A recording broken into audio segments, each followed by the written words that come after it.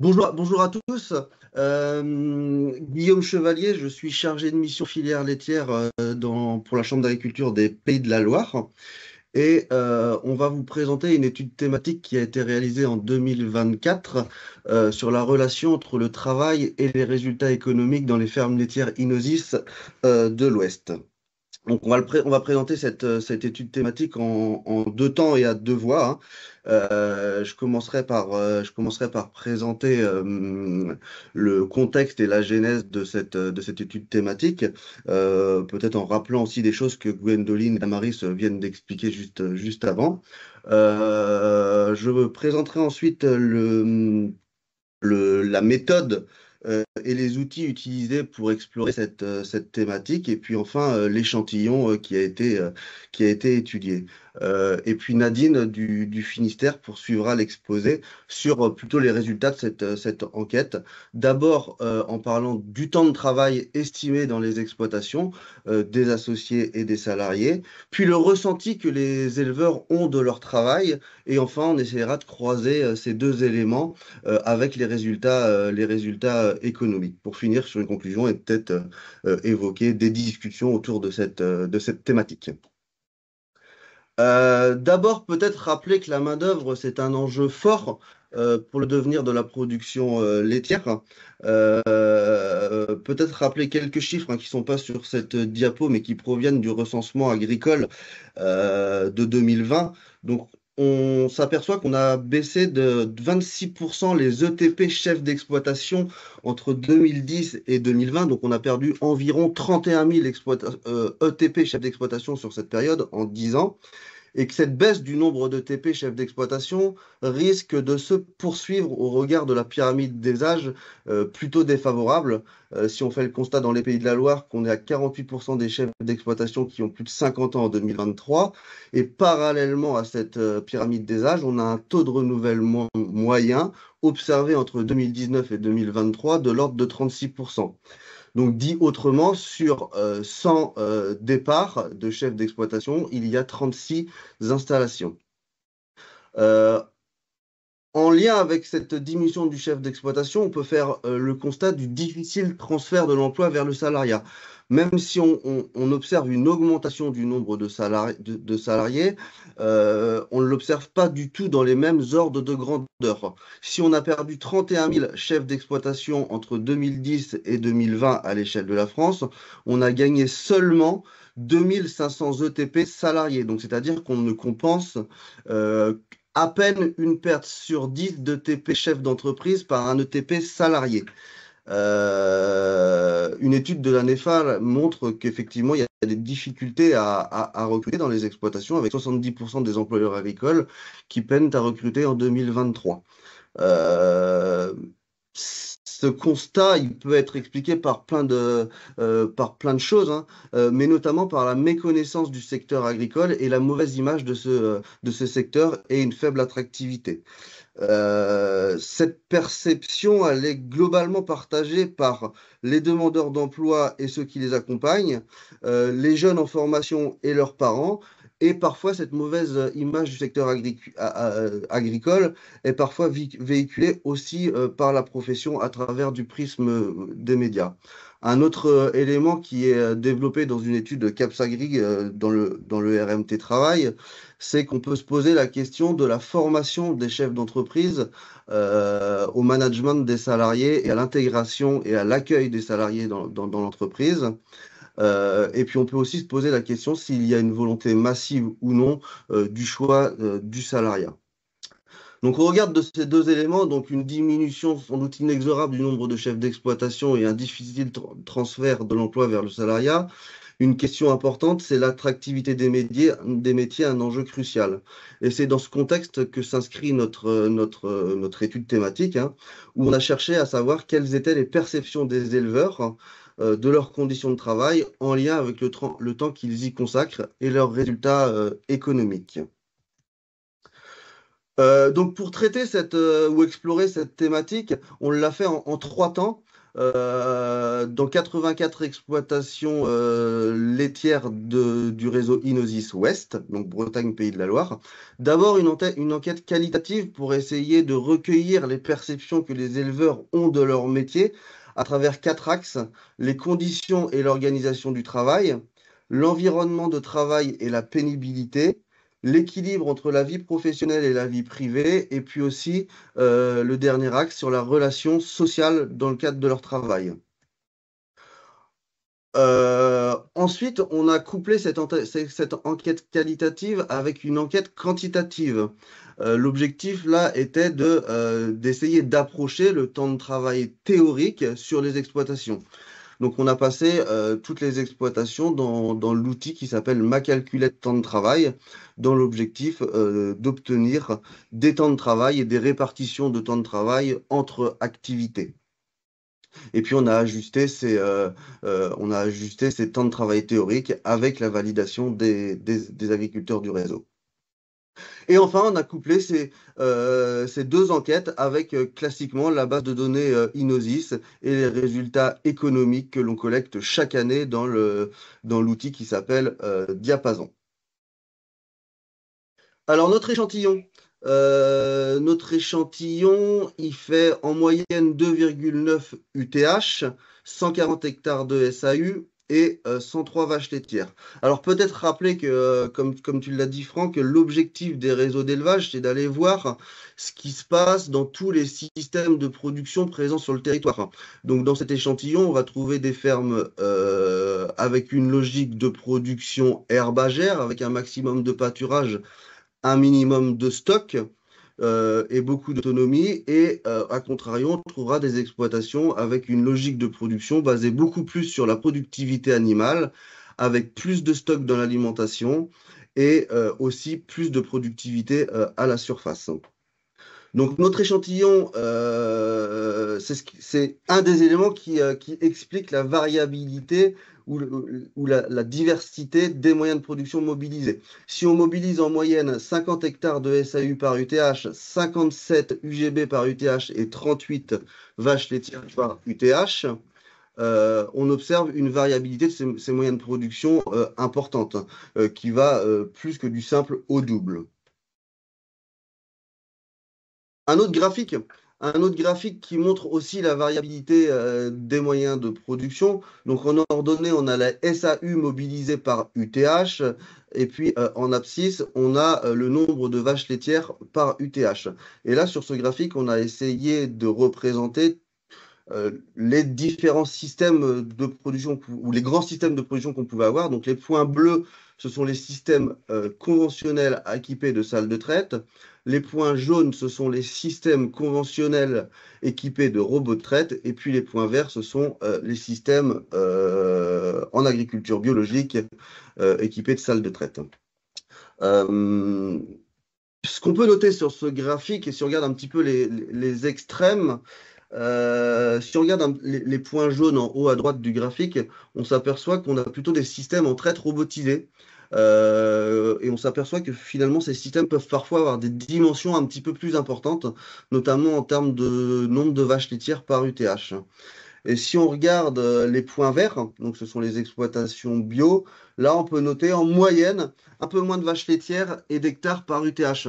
De mémoire, je crois qu'on est à 6 vaches laitières de moins et 6 hectares de moins par UTH sur les exploitations en bio.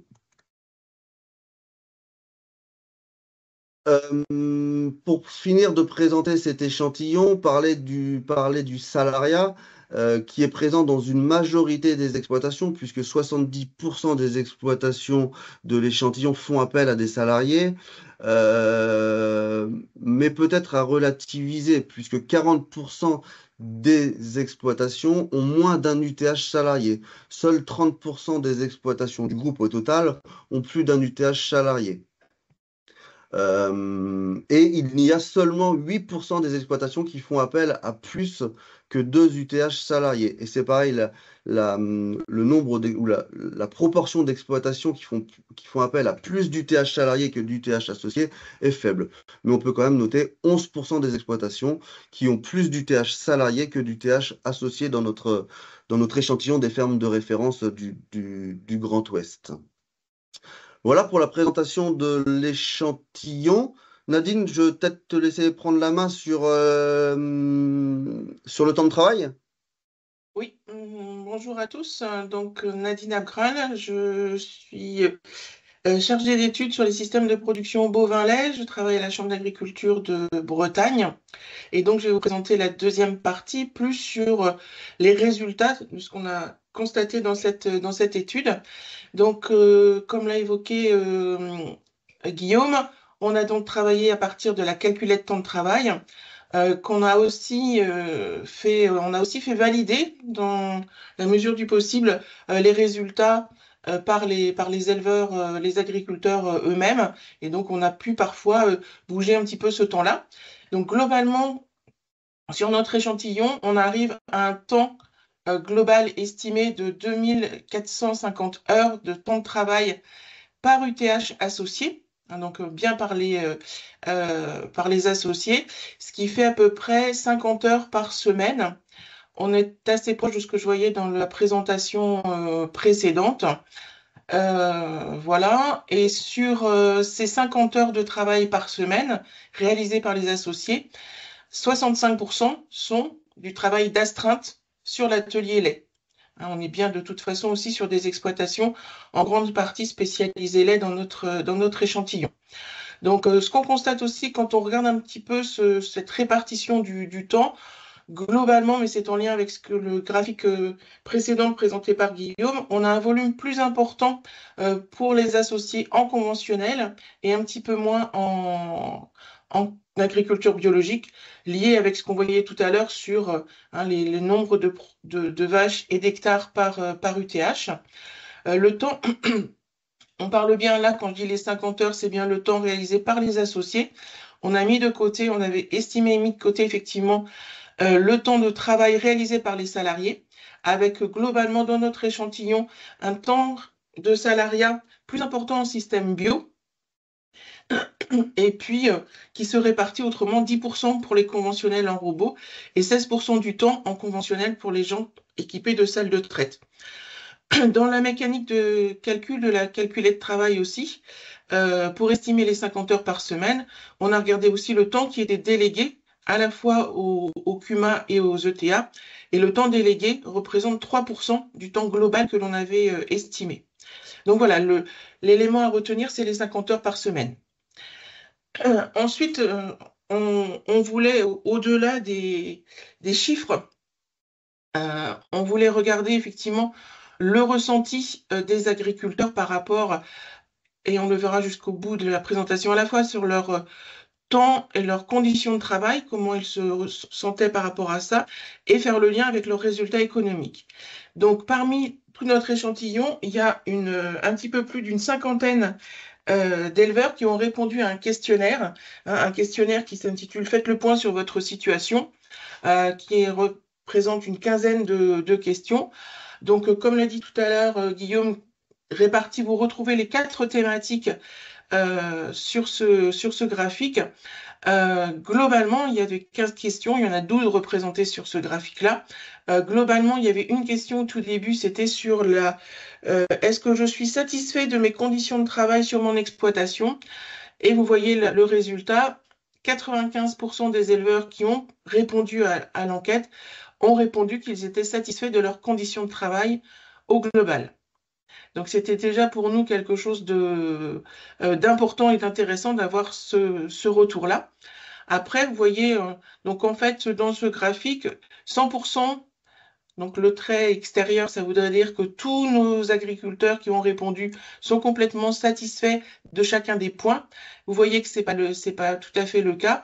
Si on prend par exemple un des points notamment qui ressort, c'est notamment la pénibilité physique.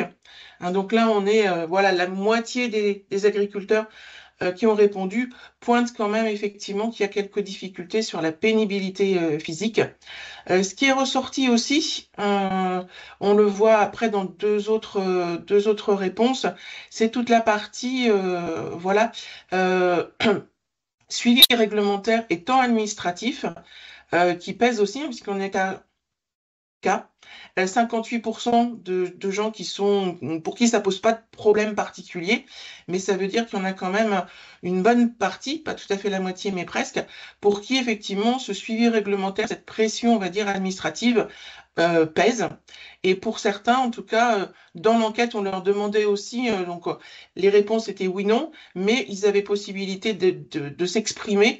Et dans ces deux parties, l'expression qui revenait, c'était parfois la peur du contrôle, enfin une certaine charge mentale qui transparaît, et notamment plusieurs fois, même le mot peur est arrivé, un peur du contrôle ou peur de ne pas avoir fait tout bien comme il fallait. Voilà. Un autre point aussi, je vais juste éclairer, on voit aussi que la gestion des imprévus, hein, la journée ne se passe pas tout à fait comme prévu, ça peut poser des soucis. Donc là, il y a voilà, quelques-uns qui se posent des soucis. Et les solutions, comme je vous ai dit, il y avait aussi possibilité d'avoir des expressions libres sur les questions. Et donc là, sur la gestion des imprévus, le mot qui est revenu le plus, c'était anticipation, organisation, être dans un collectif, s'appuyer sur les salariés, avoir aussi l'accumul, le remplacement, etc. Donc la gestion des imprévus, ça peut être une petite difficulté, mais pour la plupart d'entre eux, ils ont une capacité à répondre à cette gestion des imprévus sur leur organisation et l'anticipation de l'organisation de la journée. Voilà. Donc ensuite, pour aller encore plus loin, on a croisé en fait leur ressenti, et donc on a ramené ça, on a croisé avec la rémunération horaire.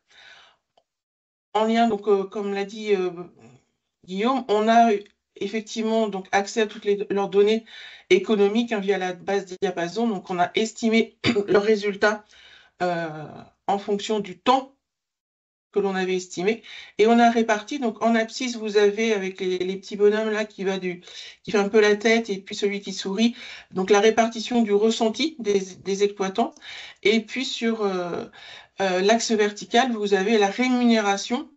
Et quand on voit effectivement ici, on voit qu'il n'y a pas de lien direct entre la rémunération horaire et le ressenti. C'est effectivement des choses qui ne sont pas si linéaires que ça. On va essayer de prendre déjà, le premier, ce qui est déjà bien, c'est que globalement, 70% de notre échantillon se sent bien dans son travail. Ça va être la partie ici, donc le quart en haut à droite, hein, où il y a le plus de personnes représentées. Donc 70% se sentent bien dans leur travail et ont une rémunération supérieure à 2 SMIC. Voilà, par contre, on voit que dans les autres cases, il y a aussi du monde. Donc on va prendre le temps. Ouais, on va prendre le temps. Voilà, on va prendre le temps de les détailler. Donc là, c'est effectivement le cadre que je vous montrais. Donc 70% des gens qui étaient satisfaits, qui se sentaient bien et qui avaient une rémunération au-dessus des deux SMIC. Donc, un temps à peu près équivalent au temps moyen que je vous ai évoqué, hein, 2400 heures, avec une rémunération du travail à 33 € par heure. Et puis, vous voyez, des moyens de production, on est à 46 hectares par UTH, 36 vaches par UTH. Donc ça, c'est la grosse majorité de notre échantillon. Donc, voilà, donc un travail ressenti de façon positive, et une rémunération à 33 heures par UTH.